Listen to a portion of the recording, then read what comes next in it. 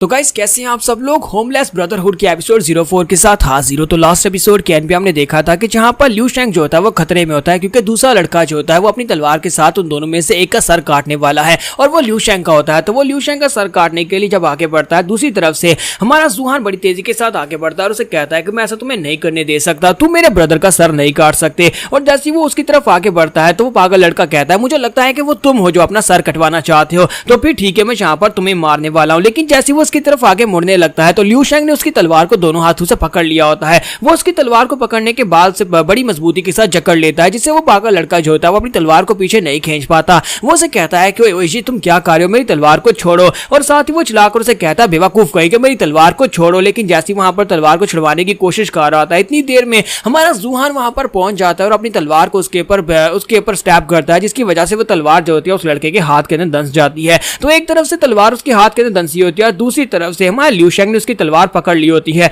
और इस तरह वो लड़का जो होता है दोनों के बीच वहां पर फंस जाता है। तो हमारा जूहान अपनी तलवार को और आगे की तरफ पुश करता है तो उसके हाथ के साथ ही वो तलवार आगे की तरफ बढ़ती है। तो वो पागल उसे कहता है कि तुमने यहाँ पर मुझे बहुत ज्यादा गुस्सा दिला दिया, अब मैं यहाँ पर तुम दोनों को मारने वाला हूँ, पहले मैं एक को जिंदा छोड़ देता। लेकिन इसी के साथ दिखाते हैं कि दूसरी तरफ से लिू शैंग जो होता है वहां पर नीचे की तरफ झुककर उसे कमर के ऊपर टक्कर मारता है। दूसरी तरफ से हमारा जूहान तलवार को सामने की तरफ धक्का देता है, जिससे तलवार जो होती है उसके हाथ के साथ उसकी बॉडी के अंदर दंस जाती है। तलवार उस लड़के की बॉडी के आर पार हो जाती है और इसी के साथ ही जूहान और लिू शैंग दोनों ने मिलकर यहां पर उस डेविल पागल लड़के को मार दिया है। उस लड़के के वहीं पर ग्राउंड के ऊपर गिरने के साथ ही वो दोनों वहां पर चैन का सांस लेते हैं। दोनों बुरी हालत में होते हैं, स्पेशली जूहान क्योंकि उसके कंधे के अंदर से बहुत ज्यादा ब्लीडिंग हो रही होती है और वहीं पर नीचे गिर जाता है और कहता है प्लीज लिू शैंग मुझे माफ करना, ये सारी की सारी मेरी गलती है कि मैंने यहाँ पर एक स्ट्रेंजर को अंदर आने दिया, अगर मैं इसे यहाँ पर आने नहीं देता तो हमारे साथ ये सब कुछ नहीं होता, ये सारी मेरी गलती है। तो माना जूहान वहां पर बेहोश हो रहा था क्योंकि उसकी काफी सारी ब्लीडिंग हो जाती है। तो बेहोश होने से पहले वो उसे कहता है कि अब जबकि हमने यहाँ पर इस लड़के को मार दिया है तो हम लोग इस लड़के का सर भी काट सकते हैं, हमारे पास 8 सर पहले से थे,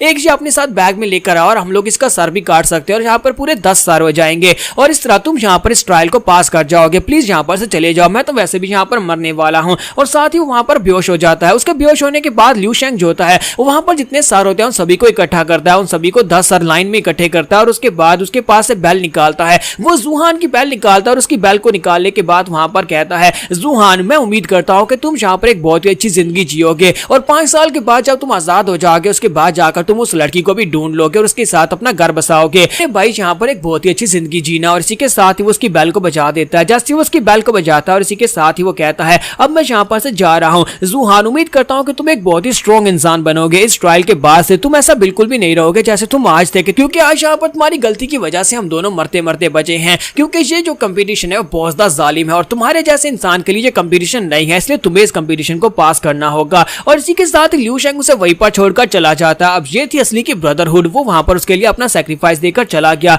उसके वहां पर से चले जाने के बाद एल्डर्स जो होते हैं जब बेल की आवाज सुनते हैं तो बड़ी तेजी के साथ भागते हुए उस केव की तरफ आते हैं। वो सभी एल्डर्स जो होते हैं उस केव के अंदर पहुंचते हैं। वहां पर आने के बाद उन सरू को काउंट करते हैं कि वहां पर पूरे 10 सर होते हैं। तो उनमें से एक कहता है कि लगता है कि इस लड़के ने यहाँ पर 10 सरू को इकट्ठा किया और उसके बाद खुद यहाँ पर बेहोश हो गया है क्योंकि इसकी काफी सारा ब्लीडिंग हो चुकी है, लेकिन लगता है कि इसने ट्रायल को पास कर लिया है। तो एक एल्डर दूसरे से कहता है तो फिर इसका नाम लिख लो। इसी के साथ ही वो अपने पास से पेपर निकालता है और उसका नाम वहां पर लिख लेता है। और इसी तरह यहाँ पर हमारे जूहान ने अपने ट्रायल को पास कर लिया। और उसके बाद लिू शैंग का क्या होता है उसके बारे में फिलहाल के लिए कुछ भी नहीं बताया जा रहा कि वो वहां पर मर गया जहाँ पर उसने ट्रायल को पास कर लिया, उसके बारे में कुछ भी नहीं पता। और उसके बाद नेक्स्ट सीन जो होता है हमें यहाँ पर एक सिटी का दिखाया जाता है। तो गूलिंग ट्रायल तो खत्म होने के बाद यहाँ पर एक सिटी का सीन दिखाते हैं जहाँ पर कुछ लोग बाहर बैठे होते हैं, एक रेस्टोरेंट में बैठकर बातें कर रहे होते हैं। तो यहाँ पर का गवर्नर जो होता है उसके बारे में सभी लोग बातें कर रहे होते हैं। तो यहाँ पर एक गवर्नर होता है, साथ ही यहाँ पर एक प्रिंस होता है जो कि गवर्नमेंट की तरफ से आया होता है। सभी लोग उसके बारे में बातें कर रहे होते हैं कि वो करप्ट और यहाँ पर किस तरह से करप्शन कर रहा है। गवर्नर जो है उसके खिलाफ है क्योंकि गवर्नर यहाँ पर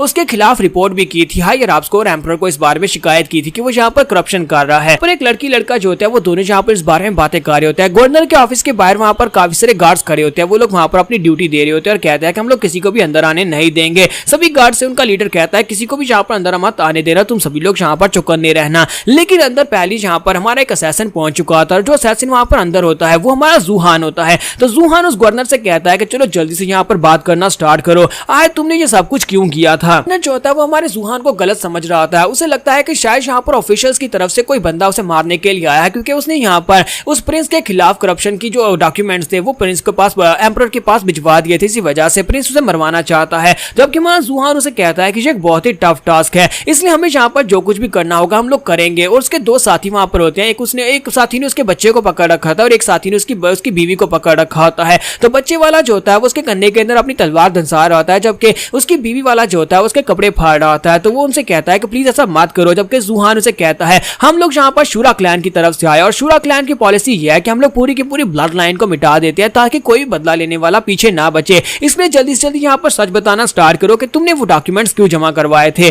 और ये बात सुनने के बाद गवर्नर बहुत ज्यादा घबरा जाता है, क्योंकि जहाँ पर उसकी फैमिली के ऊपर आन बनी है। तो वो उसे कहता है कि अच्छा ठीक है मैं तुम्हें सारी की सारी बात बताता हूँ कि मैंने ये सब कुछ क्यों किया है। जूहन अपने साथियों से कहता है कि यहीं पर रुक जाओ, फिलहाल के लिए इसकी बीवी और बच्चे को कुछ मत करना। और उसकी बीवी और बच्चे को छोड़ा जाता है। तो वो दोनों भागते हुए अपने हस्बैंड और अपनी फादर के पास चले जाते हैं और जाकर उसके साथ लिपट कर रोना शुरू कर देते हैं। तो जूहान कहता है कि चलो अब बताना स्टार्ट करो। तो गवर्नर उसे कहता है कि मैं यहाँ पर प्रिंस की बात कर रहा हूँ। प्रिंस का भतीजा जो कि गोंगलिंग है वो यहाँ पर कमांडर बनाकर भेजा गया है और यहाँ पर फेलिन सिटी के अंदर वो रहने के बाद बहुत ही बुरे बुरे क्राइम कर रहा है। जिसकी चाहता है वो इज्जत लूट लेता है, जिसके पास से चाहता है वो माल लूट लेता है और जिसकी दुकान चाहे उसकी दुकान लूट सकता है। कोई भी उसके सामने यहाँ पर बात करने को तैयार नहीं है। वो यहाँ पर सभी से रिश्वत लेता फिरता है। यहाँ पर जितने भी सिविलियंस हैं वो सब लोग उसे बिल्कुल ही पसंद नहीं करते। इसी वजह से मैंने यहाँ पर उसके खिलाफ डॉक्यूमेंट्स एम्परर के पास भिजवाए थे। फिर मैं यहाँ पर इस बात को इसी तरह से छोड़ देता और यहाँ पर डॉक्यूमेंट्स नहीं भिजवाता तो फिर मेरे लोग यहाँ पर, क्योंकि वो सभी की सभी जनता जो है, मैं उनका गवर्नर हूँ तो वो सभी लोग मेरी जनता है, तो उन सभी का भलाई के बारे में तो मुझे ही सोचना था।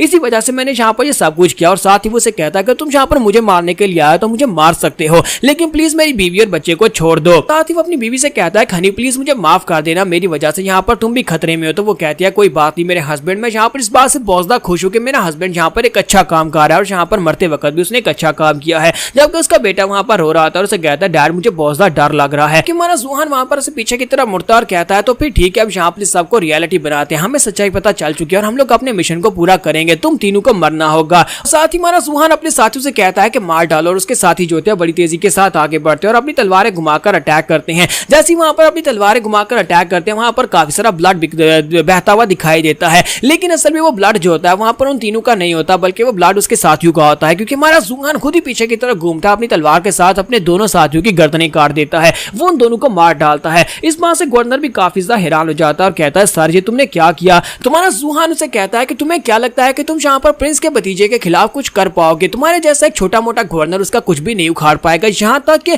प्रिंस खुद भी उस बंदे को कंट्रोल नहीं कर सकता क्योंकि वो प्रिंस खुद उसके पीछे है। इसी वजह से मुझे लगता है कि अगर तुम अपनी जान बचाना चाहते हो तो यहाँ पर से अपनी फैमिली को लेकर दूर भाग जाओ, क्योंकि शूरा हेल क्लैन के पास तुम्हारी बाउंटी है और यहाँ पर उन्हें ये मिशन दिया गया है कि तुम्हें और तुम्हारी फैमिली को इरेडिकेट करना। अगर बचना चाहते हो तो यहाँ पर दोबारा दिखाई मत देना। फिलहाल के लिए तो मैंने यहाँ पर अपने साथियों को मारकर तुम्हें बचा लिया है, लेकिन अगली बार मैं यहाँ पर तुम्हें नहीं बचा पाऊंगा। तो गवर्नर उसे कहता है कि सर आपका बहुत बहुत शुक्रिया। फिर साथ ही उसे कहता है कि सर हमारी वजह से आप यहाँ पर हेल शूरा सेक्टर में बहुत ही मुश्किल में पड़ने वाले हैं, क्योंकि आपने अपने साथियों को मार दिया है, तो आप उन लोगों को इस बारे में कैसे एक्सप्लेन करेंगे। तो हमारा जूहान उसे कहता है कि मेरी प्रॉब्लम है कि मैं उन लोगों को कैसे इस बारे में बताता हूँ, तो फिलहाल के लिए यहाँ पर से भाग जाओ और यहाँ पर इस सिटी के अंदर बिल्कुल ही मत रुकना, हो सके तो यहाँ पर इस कंट्री को छोड़कर दूसरे कंट्री में चले जाओ और वहां पर जाकर सेटल हो जाओ। तो वो कहता है जी सर मैं अभी यहाँ पर से भाग जाता हूँ। वो अपने बच्चे और अपनी बीवी को लेकर बड़ी तेजी के साथ वहां पर से भागकर चला जाता है। तो यहाँ पर हम लोग अपनी एपिसोड 04 का एंड करेंगे और नेक्स्ट एपिसोड में देखेंगे हमारा जूहान हेल शूरा सेक्टर का एक मेंबर है, लेकिन वो हेल शूरा सेक्टर के साथ क्यों नहीं है और यहाँ पर उन्हीं के अपने साथियों को उसने क्यों मार डाला। एपिसोड की एक्सप्लेनेशन अच्छी लगी हो तो कमेंट करके जरूर बताइएगा। वीडियो को लाइक करना मत भूलिएगा। Thank you.